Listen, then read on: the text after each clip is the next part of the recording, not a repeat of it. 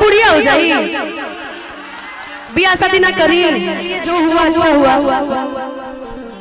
है। हेलो शशांक जी, जो हुआ अच्छा हुआ, अच्छा हो भी रहा है।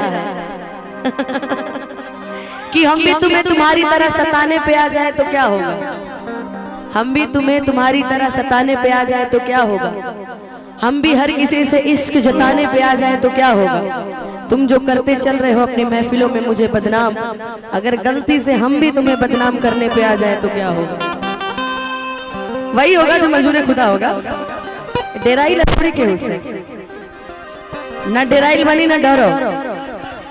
गलती रहेगा तो माफी मांग ले, गलती नहीं रहेगा तो मनवा ले। खैर किसी के लिए नहीं है यार, जो जोड़ा नहीं करो यार। इधर सुंदर है, मेरी फोटो लगाया करो। मैं कम सुंदर हूँ क्या? तो मेरी फोटो के साथ अलग अलग फोटो क्यों लगाते हो यार? एगो दुका हमर बियाहे करा देले बड़े लोग, आगू आवत रहे हमरा के वो कट गए। ए भाई काहे ऐसन करता रहा? तोहनी के हमरा से दिक्कत बा? मेरा बियाह करा दी, अभी देख रहा भैया कि हनीमूनों पे भेज देले बड़े हमरा। हमें जब पटना में पड़ल बने, काहे लाइसन करता रहा भाई? हमरा से दिक्कत बा हैं? जरा तरह ना सब चंदनवा कोइले बा, कुछ जात के खाली एक एक जात से दिक्कत बा।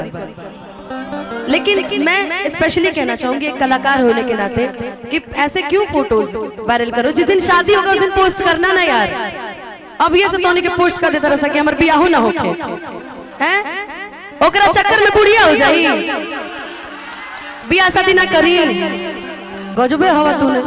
मेरी एक रिक्वेस्ट है आप सभी से, जितने भी लोग ऐसी फोटोज चढ़ा रहे हैं प्लीज बंद करो यार। वो भी देखो क्या है ना, सब अपने परिवार में सब बेटा बेटी है और बुरा सबकी तरफ से सबको लगता है।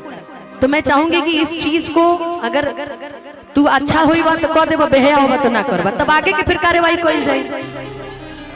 ठीक नो, अब तक बहुत सारा चीज हो गइल बा, आगे के कार्यवाही होगी। तो ऐसे हाथ जोड़ के नहीं हो रहा बा कि जौन एने होने के फोटोज वायरल करता रहा एआई के माध्यम से, तो ऐसा मत करा। एआई बढ़ियो बा घटियो बा, तो ऐसा मत करा। बस यही से कहो, आज जे चैनल वाला लोग पिछला 4 साल के गाना उठा उठा डालता रहे, नाम फोटो सहित हमरा पहचान पता बा, ई सब मत करल करा भाई।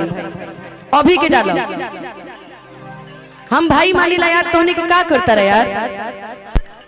आज के बाद अगर हमरा के बहन माना थोकबा, दोस्त माना थोकबा, तो तोहनी के हाथ में बा। देखिए हमनी के बनाए वाला तू ही लोग बड़ा, हमनी के बिगाड़लो वाला तू ही लोग बड़ा।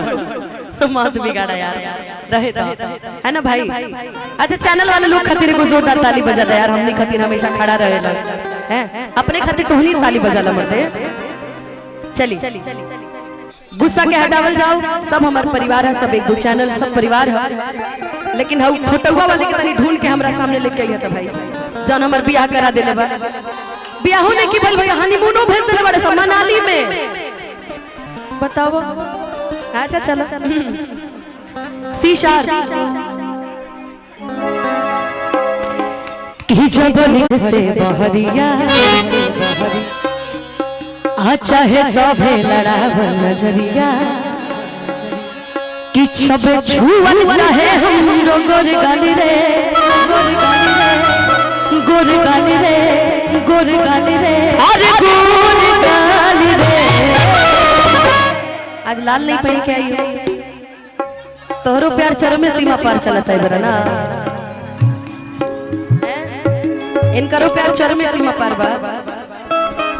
गोरी गोरी चुनरी बा लाल लाल रे।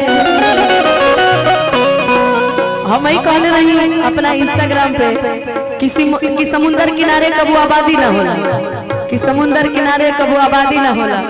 आज जेकरा से प्यार हो जाला ना सखी, ओकरा से कबू शादी ना होला।